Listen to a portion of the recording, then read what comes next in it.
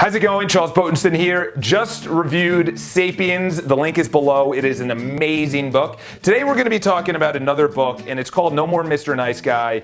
I have no idea who wrote it, and I don't even know why I bought it, but I am really thankful for actually buying it. I got so much out of it. It was absolutely amazing. The reason being is that I was that person that they were describing in the book. So essentially, I'll go over a little bit of the overview of the book and the biggest pieces that I actually got out of it. So number one is the book is about nice guys, which is probably 80% of the males born today. That's completely subjective that I just made up right now. I have no idea what the actual percentage is because it's really hard to actually track that. However, just my interaction with dozens of people per day, not millions, thousands of people, because I'm in sales and I'm networking and whatever. The vast majority of men are nice guys, and women are yearning for not a not nice guy, but a man. And I'll explain the difference. So where did nice guys come from? So they go, and this is obviously all based on the book, this is not me, and it makes sense. So nice guys came from essentially right after World War II. So all these men, without their actual volunteerism, yeah, there's a lot that actually volunteered in World War II, but most of them were drafted and they went overseas and they fought in a war, and they were asked to just come home and shut up and go to work. Which is insane, by the way. So thank you for the greatest generation. I really do appreciate everyone from World War II. Made it a lot better, safer place. But while all those men were overseas, women were raising the child. And women were obviously educating they were trying to do both roles. Both roles of a man and a woman. Obviously, this also, it works in a homosexual relationship. So, man-woman, or man-man, woman-woman. So just think of it however you want to think about it. But I'm just going to be talking about a man and a woman right now. And he has a lot of gay clients. So where did the nice guy come from? So the nice guy came from there was no father during World War II. They were out, they were battling, they were gone for 5 years or 6 years, and then they had to come home and then go to work and work their ass off. Right after they came home because they had no money. They had the GI Bill and everything else, but that was just not enough. So they were pretty much absent from going to war, and then they came home and then they had to work for years on end to make ends meet, provide for the family, have the kid go to school and everything else. And they were absent from the family. During that time, you also had a positive uprise in pro-women's rights. And then an offshoot of that was feminism, which personally I think it takes it a little bit too far. And essentially it says you don't need a man. And obviously if you're a woman and you disagree, that's fine. It's not a big deal. If you're a feminist, congratulations. I'm just speaking about the men who unfortunately are nice guys who are not satisfied with their lives. And this is the reason. So essentially you had them going to school, these kids going to school, which is like 80 to 90% women teachers. Then you have no men because they're at war or they're at work, so there was no male influence to actually teach the child how to be on a purpose, to be a man, which means, and be a man doesn't mean be a tough guy and not have emotions and you just suck it up. No, that's not being a man. Being a man means you're on your purpose, you know what you're passionate about, you stick to it, you are inclusive, you're a leader, you make decisions quickly and you stick by it, and you're also courageous. There's just a whole thing that he talks about in the book. So from there, from the 1940s to about the 1970s, you had the war and then the absent males that were either killed in the war or they just had to work after coming back from the war. And like I said, during that time, overlapping it later on, you also had the pro-women's rights movement, which was good and I agree with. Then you had the feminism movement, which I agree with the women's movement. I don't agree with the feminism movement because it empowers women, but in a it's like a malicious way. But whatever, you take it your way.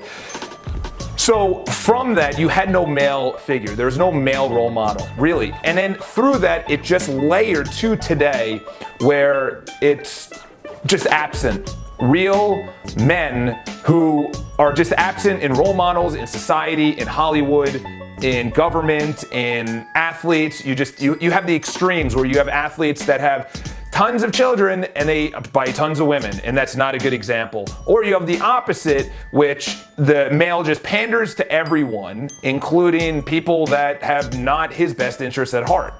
So within the book, you have all these nice guys. I am one of those. And for me, I can just tell you that I had a father that worked a lot. I had a mom that pretty much raised me. My dad raised me, so I have a big influence on that. But really the majority of my influence was my mom, because my dad was working so much, and that's like so many other nice guys.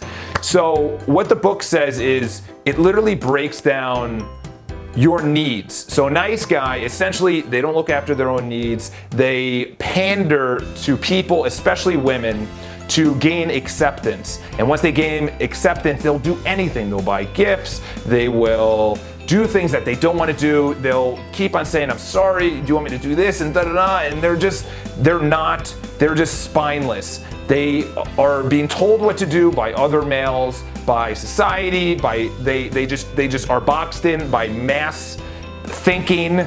They're not on their purpose, as David Data says in his book, The Way of the Superior Man. And that really conjures off of this. You're not happy because you're satisfying someone else's needs. Sexually, you are not satisfied in relationships. You're not satisfied financially. You're just getting by most of the time because you don't have the audacity to go out and get what you want. You're not courageous enough because you're always trying to gain acceptance from other people. So you have all of those, there's so many negative things, and I had that.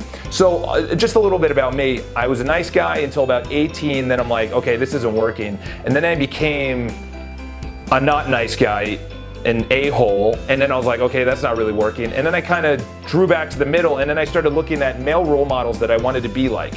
Successful ones like Richard Branson, who is courageous, he has a family, he has a wife for a long period of time, still does. He's wealthy, he's doing everything. Billionaire, forgot his name right now, but he also has a beautiful wife, beautiful family. He just has everything. He's courageous and he goes after what he wants. And essentially what it is he goes after what he wants, and he tells his wife at the time, girlfriend, saying, this is what I'm about. And not pandering to, and I'm not saying not compromising, but I'm also saying this is the path I'm on. You know, it's like someone that says, I really want to be a musician, and the wife says, great, well, can you pay the bills? And he goes, I don't know, but this is my passion. Instead of him stopping for his girlfriend, it's like you make the decision, is my girlfriend more important, or is my passion of being a musician really important? And you hear that all the time. So when they're really young, they met and they were just trying to get by, and the wife was really supportive. You got it, and then hits it big. But the thing is, it took years to get to that point, and the reason being is that the male stayed on his purpose, and the wife, the now wife, was like, yeah, I was there by his side. I saw him when he was poor, when we were living on the couch, when we didn't have any money, and now he's rich and famous and da-da-da, and he's still on his path, and he's passionate about it, and that's why he's doing it. So how do you get out of it? Number one is you have to do things that you fear. It's the biggest way to get on your purpose. Starting a new job, going to the gym, this is very important, having positive male figures in your life. A lot of nice guys don't have positive male figures in their life. They don't even have male figures in their life at all. They also may not even have sex with their wife or their girlfriend, or if they do, it's just pleasing their needs, and then in turn, the wife or the girlfriend are pleased, but it's only temporary, and then over time, the wife is like, yeah, but I also like to please as well. And then he, the nice guy, doesn't like to accept. They don't like accepting things. They don't like accepting compliments or just things that they feel like they didn't earn. And it's as widespread in the fact that it ruins relationships, because people want to give things, but they don't like accepting. And it's all going back to one basic thing, which is when you are a nice guy, you don't like asking for help. You don't like delegating things. You don't like giving away responsibility. You're like, I got it, I'll do it. So you don't like asking for help. You also don't like delegating things. So you end up doing everything, whether you like what you do or not. You keep on doing it, which is insane. And when you read the book, you're like, wow, that's me. And throughout the book, I was like, wow, that's me. That's me. The amazing part is he has, first in the beginning, where it came from, then why it's bad to be a nice guy. And this is the thing, is that people say, so what, you're gonna be mean? No. A nice guy is someone that panders against their own needs. Someone that panders and is just trying to do anything to get accepted. They feel that everyone should like them. Everyone in the world should like them. No, no, no, no. Being a nice guy, you can still be nice, but on your purpose. You can still be nice, but also know that people are gonna not like you and be fine with that. And be fine that people don't like you. And that's the big thing, is accepting certain things in your life that are gonna be challenging, that you're gonna have to be courageous, that you're gonna have to live with a passion or a purpose outside of your wife or your job or your something that you like. Perfect example is that I like to play hockey. I like to work. And that's the thing, is that when people say I'm dating a girl, and she goes, oh my God, you don't text me during the day. I'm like, sorry, I'm working. She goes, why don't you text me? And you can see that she's mad. I say, honey, I can text you before 8:30 a.m. or after 6, whatever, but during that time period, I'm sorry, not really. I'm not sorry, but this is what I do, which is I love my work. And in hockey, hockey at night, why aren't you hanging out with me? I have a hockey game. I love hockey. And I hear it all the time from a lot of my friends that stop doing the things that they love because their wife or their girlfriend has said, don't do it. And they're like, okay, fine. And then they go and they sit home, and then the wife, after 6 months, is like, why are you just sitting here? He's like, well, I would play hockey, but you don't want me to play hockey. Then she's mad that he's just sitting there. It's like, dude, be on your purpose. You like hockey, go play hockey. I'm not saying at the detriment of raising a child or the detriment of a job or making money. You have to have a compromise, but why not have it all? Have the job, have the great life, have the relationships, and also have the money and the passion outside of all of that, which is hockey or rock climbing or cycling or motorcycling. So that's it, is that you have to be on a path. And you have to be on your path, not what your parents said, not what society said, not what's easy, not because you live in this job for 30 years and then you retire and you get a pension. You live the life that you want to live. And you bring the people into your life that will 100% support you, maybe not 100%, but will support you in where you're going. I cannot recommend this book enough. I was that guy, and I can tell you right now, it's so freeing to hear the stories that he tells, and then there's an action step after each one, and then you go out and you do it, and you're like, wow. Which is, do what you fear. Everything that you fear, on the other side of that is exactly what you want. Everything you fear, right on the other side is exactly what you want. Anyway, go out and buy the book. The link is below. It's an affiliated link. I get a couple of pennies, blah, blah, blah. It supports the channel. And obviously, just to give you full disclosure. And if you have any questions, leave it in the comments below. Let me know if you're one of those guys, one of those nice guys that you just feel you're pandering, you're not happy. And all these, it really comes back to not being happy. And you know what's funny is that if you're not happy, your wife or your girlfriend, and in here, obviously gay men, if your partner is not happy, or you're not happy, your partner is not gonna be happy. So it's really about you doing what you do best, and your partner will be happy because they see that you're happy. Going to the gym, having a passion, having a hobby, having the job they like. It's all inclusive. It's a lifestyle. So anyway, talk to you guys soon. Leave a comment below about how you felt about the book, if you read it, or about this review. I'll talk to you guys soon. New video every single week. Subscribe to the channel. I'll talk to you. Have an awesome day. Live with passion, as Tony Robbins says. Welcome to my bedroom.